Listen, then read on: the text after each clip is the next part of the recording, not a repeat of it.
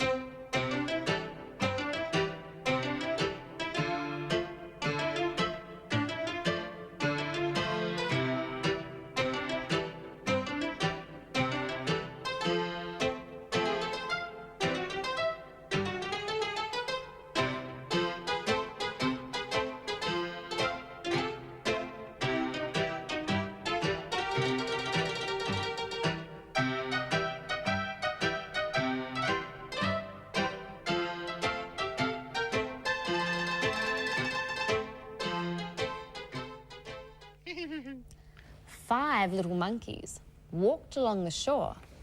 One went sailing, and then there were 4. 1, 2, 3, 4. 4 little monkeys climbed a tree. One of them tumbled down. And then there were 3. 3 little monkeys found a pot of glue. One got stuck in it, and then there were 2. 1, 2. 2 little monkeys found a currant bun. One ran away with it. And then there was 1. One little monkey cried all afternoon. So they put him in an aeroplane and sent him to the moon. That's a silly thing. You need a rocket to go to the moon, not an aeroplane. Well, I have a book here called Giraffes Can't Dance. So let's find out why.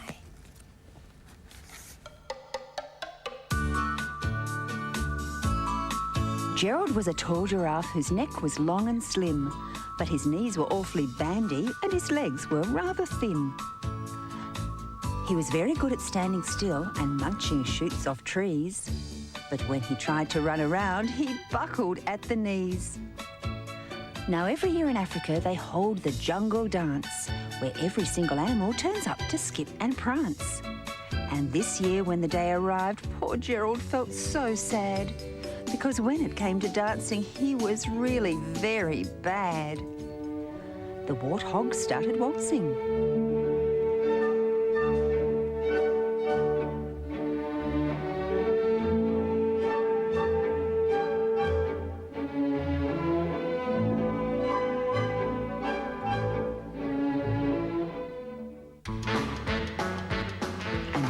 was rock and rolled.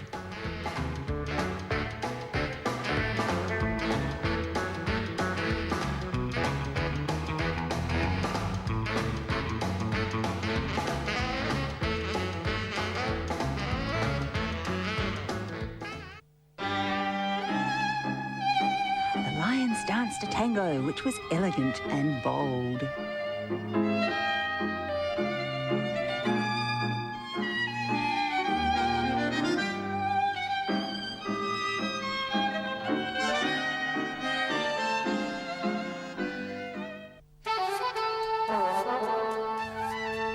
The chimps all did a cha-cha with a very Latin feel.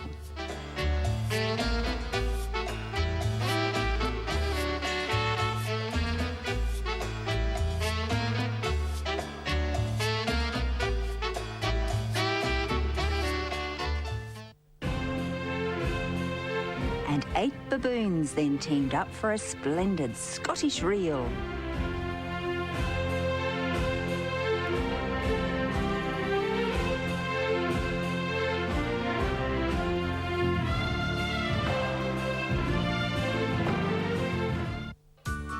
Gerald swallowed bravely as he walked towards the floor, but the lions saw him coming and they soon began to roar.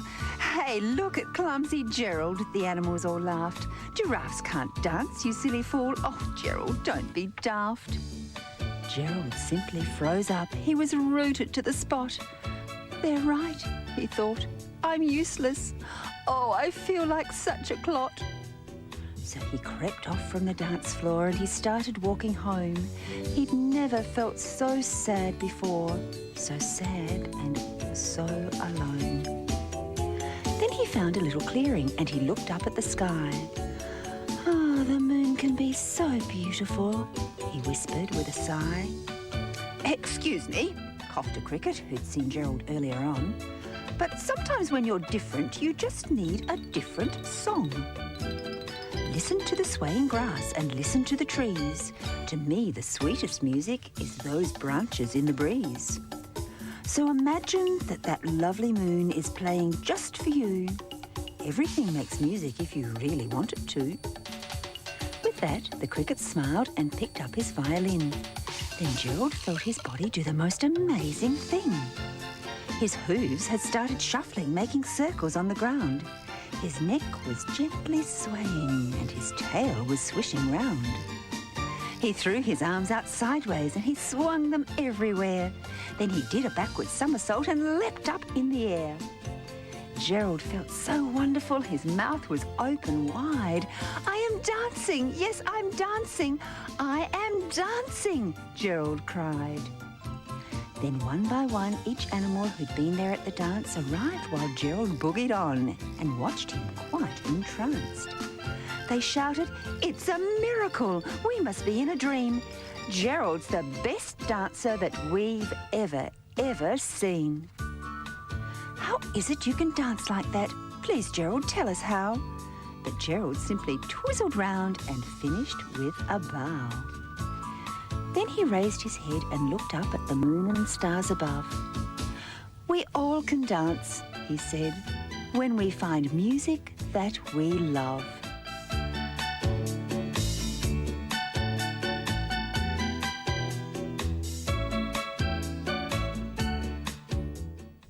All right, you lot. I've looked all over the palace and I can't find my giraffe anywhere. Hey, who put that there? That wasn't there before. Oh, ouch. Hey, oh, there's spots. I suppose you're going to tell me that's a giraffe. No, you see, giraffes are big and that's not big. Oh. Well, hey, Giraffe, come here and give the Pasha of Egypt a kiss. Well, come on. How do you kiss a giraffe? Oh, I know, you go like this, you go, hup. Yep, hup. Oh, hey, don't kick. Oh, I think it likes me. Come on, Giraffe, give the Pasha a big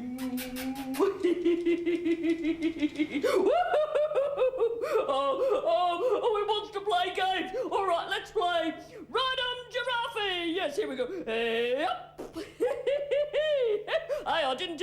up. No, I command you to put me down. Down. Oh, no. Wow. Oh, ow. Who's laughing? No one laughs at me. I'm the Pasha of Egypt. And that giraffe, I'm going to send her to the King of France.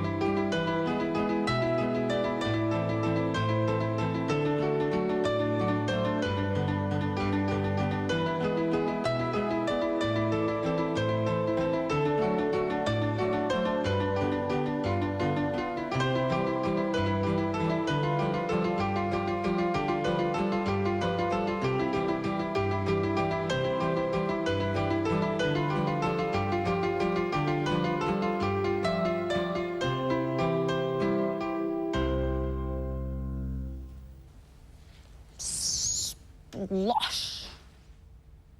I like that word. Splishity, sploshity, splashity, splosh. I like those words too. Splishity, splashity, sploshity, splush. Splishity, splishity, splishity, splash.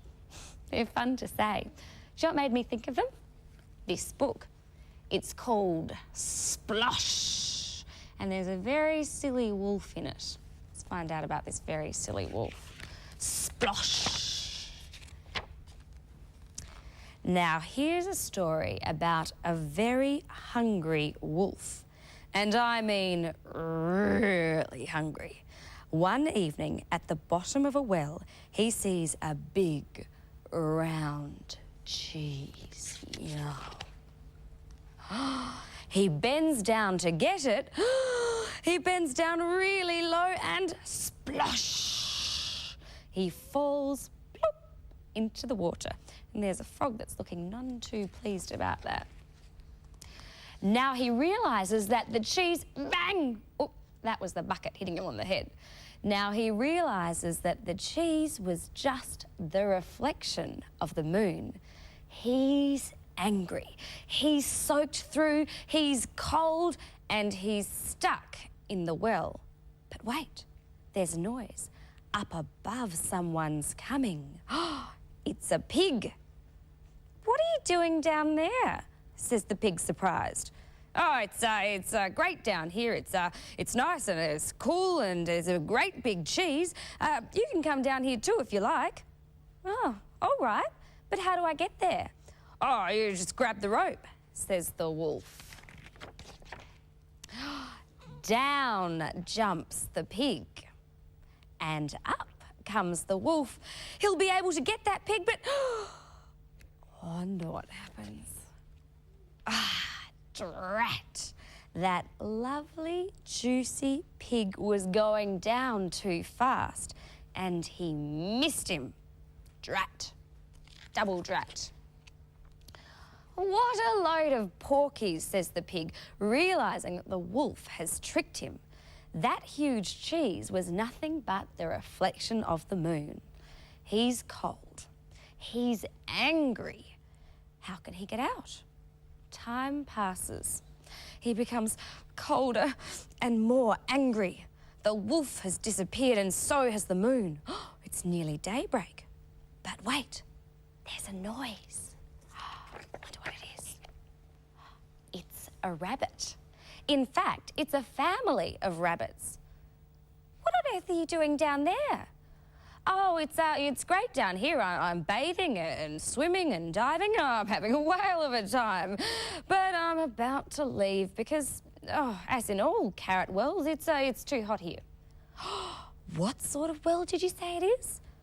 A carrot well, shouts the pig. How do you get down? Well, to get down into a carrot well, Mr. Rabbit, you take the bucket, says the pig impatiently.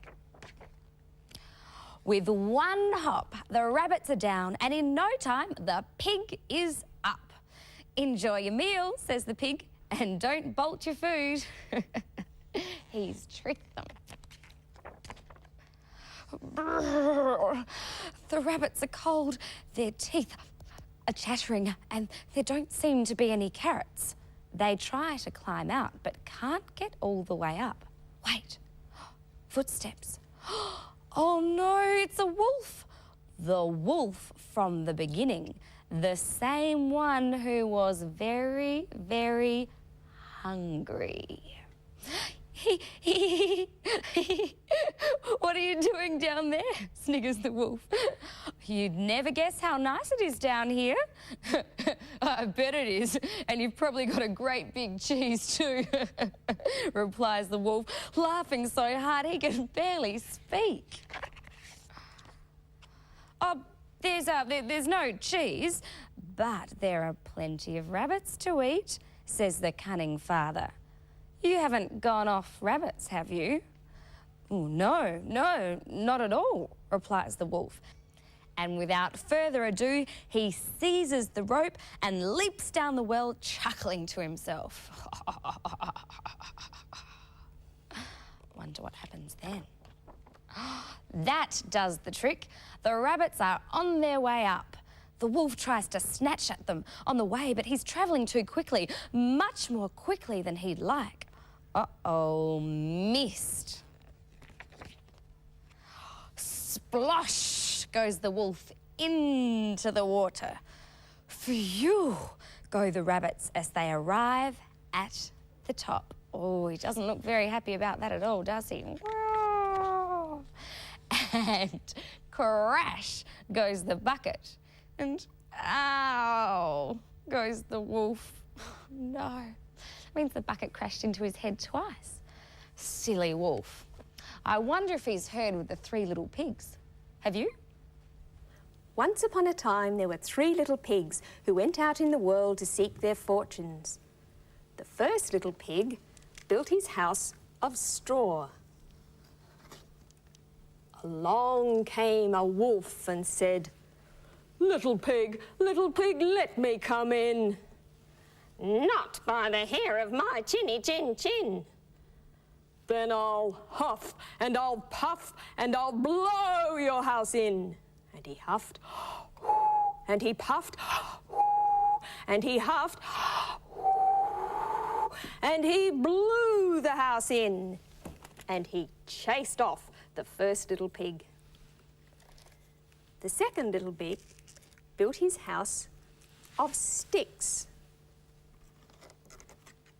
Along came the wolf and said, little pig, let me come in." "Not by the hair of my chinny chin chin." "Then I'll huff and I'll puff and I'll blow your house in." And he huffed, and he puffed, and he huffed, and he blew the house in.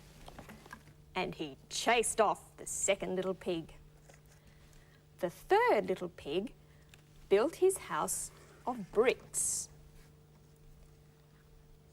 Along came the wolf and said, little pig, let me come in."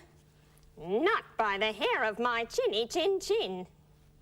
"Then I'll huff and I'll puff and I'll blow your house in." And he huffed, and he puffed, and he huffed, and he puffed, but he couldn't blow the little house in. So the wolf climbed up onto the house, determined to get that little pig.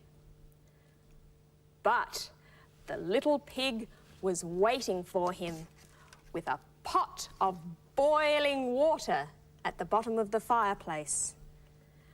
And the wolf climbed down and ran off and was never seen again.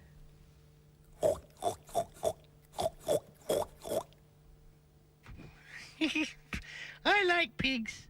I like their floppy ears and their snuffly noses. And our last silly story for today has another pig in it. His name is Frankie, and the book is called Frankie and Albertine. Frankie the pig had never felt so low he'd fallen in love. Albertine was the hen of his dreams, but she had never even noticed him. What shall I do? Frankie wondered. He decided to ask his friends.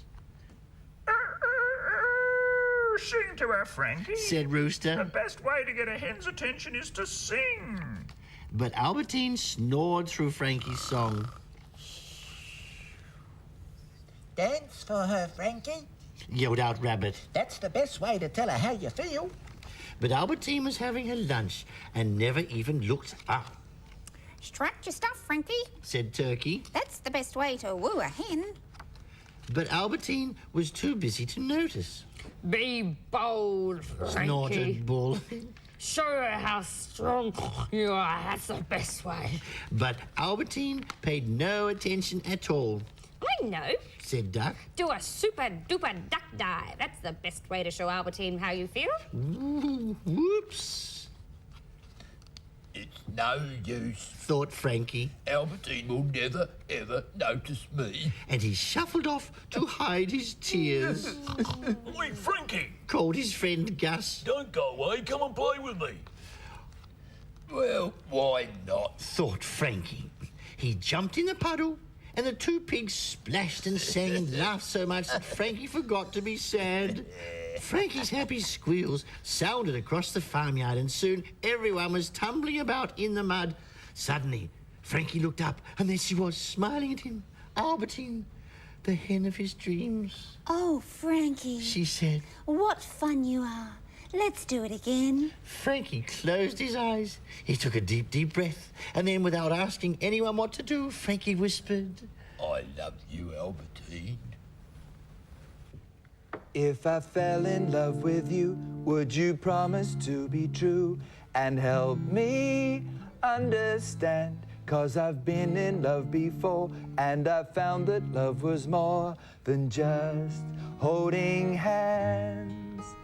If I give my heart to you, I'd love you all that's silly. the time. That's great. We have had such a silly day. Oh, it's been fun. We've got to go. Bye-bye.